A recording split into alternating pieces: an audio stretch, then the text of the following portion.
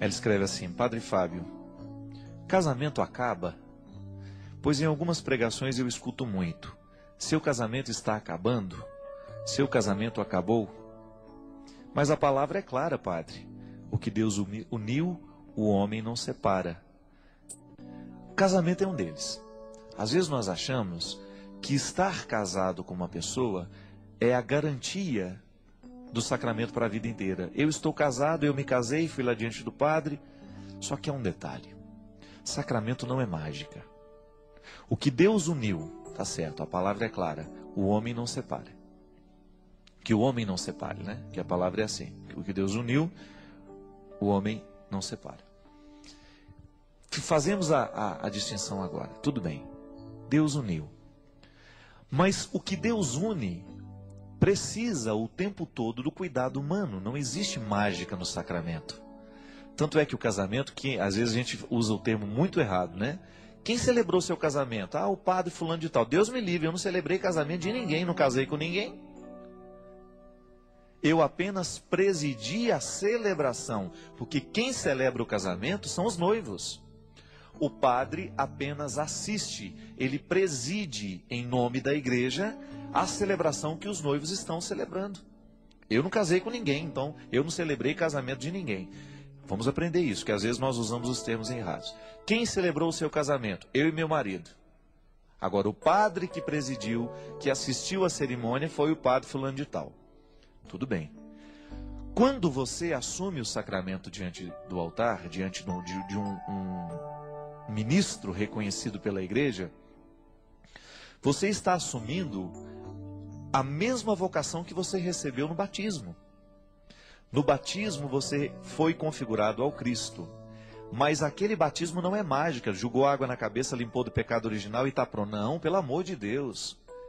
O que faz o pecado perder a força no batizado é a medida em que ele lutar contra as estruturas pecaminosas, contra as realidades que o farão pecar. É assim que a gente vence o pecado original. É assim que a gente faz o batismo acontecer dentro de nós, porque o sacramento é semente. Então, o que na verdade nós precisamos fazer quando nós recebemos um sacramento é cuidar dele para que ele não venha morrer.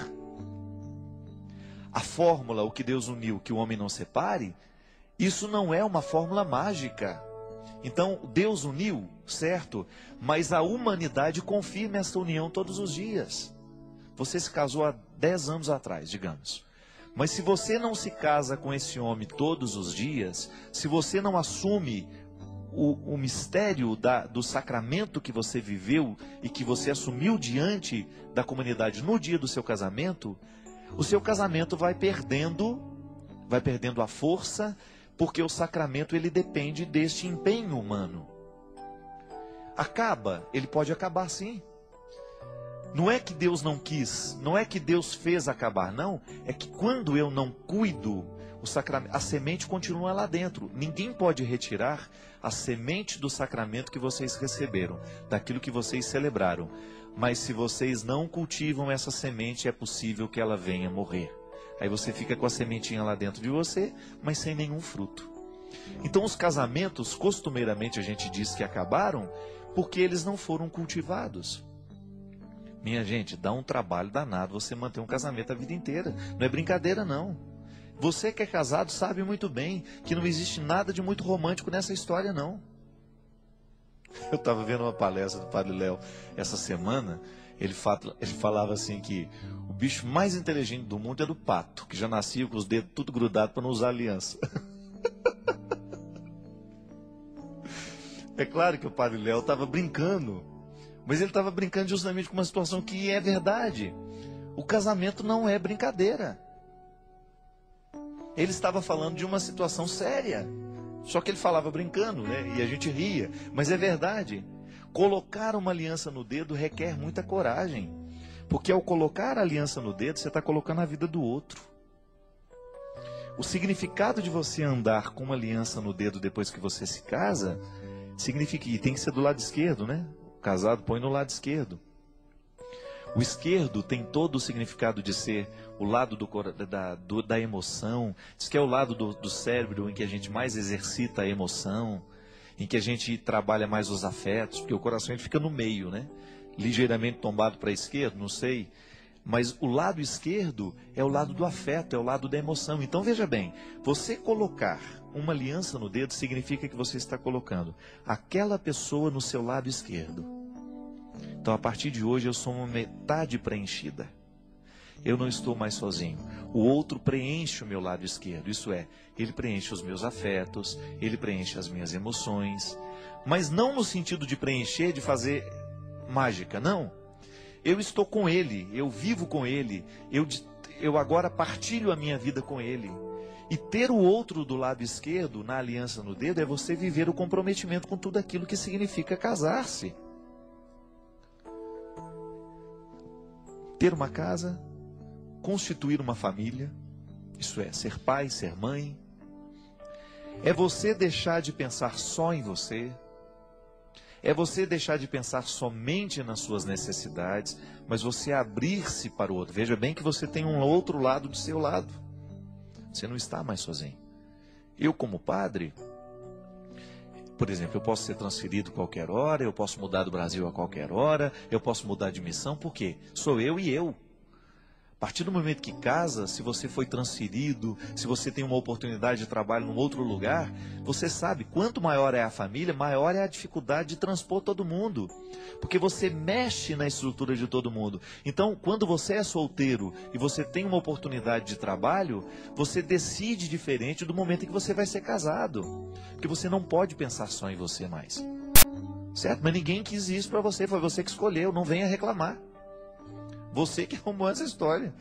Você que quis casar. Vá lá na palavra de Deus que São Paulo recomenda que ninguém se case, né? Já que casou, ele fala, é melhor que não se case, mas já que casou, mas não vem o caso. A gente tem uma interpretação positiva do casamento. Você vê muita gente realizada se casando e vivendo feliz mesmo. Não é para sempre não, porque o para sempre sempre acaba. Já dizia o poeta Renato Russo, né? O para sempre, ele tem que ser cultivado todos os dias, senão ele acaba também. Quando é que eu vivo o meu para sempre? Hora por hora, dia por dia, minuto a minuto. Vivendo as alegrias, as tristezas, como dizia o outro poeta, cada um sabe a dor e a delícia de ser o que é. Então, quando você sabe a dor e a delícia de ser o que você é, e você se casa, você começa a sentir a dor e a delícia de ser o que você é, e de ser o que você é quando junto com ele.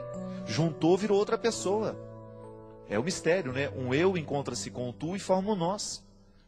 O casal, ele tem vida própria, é engraçado isso, né? Por mais que você viva sozinha e tenha uma vida, tenha facilidade de arquitetar sua vida sem o outro por perto o tempo todo, mas na hora que o casal está junto, é como se ele tivesse uma vida própria, é uma terceira pessoa. Isso é o mistério do casamento, minha filha. Agora, isso não é milagre não, isso não é garantia só porque o padre abençoou, isso vai ser para o resto da vida. Esse que o homem não separe não é o que está lá de fora não, são os dois que se juntaram. Porque às vezes dá a impressão que essa expressão é assim, então o homem não pode separar, então dá a impressão que o homem é um juiz de direito que depois vem aqui e assina, faz a gente assinar um documento que nós estamos judicialmente separados, ou que vem um padre e fala, não, vocês não casaram coisa nenhuma, não. Os que recebem o sacramento e com a certeza de que Deus manterá unido, recebem também a responsabilidade, então que vocês não se separem, que vocês cuidem para que a relação de vocês seja estável e que essa relação possa fazer bem. Agora, no dia a dia, você terá que descobrir como fazer essa relação fazer bem, crescer bem. Porque não será milagre. Não é mesmo.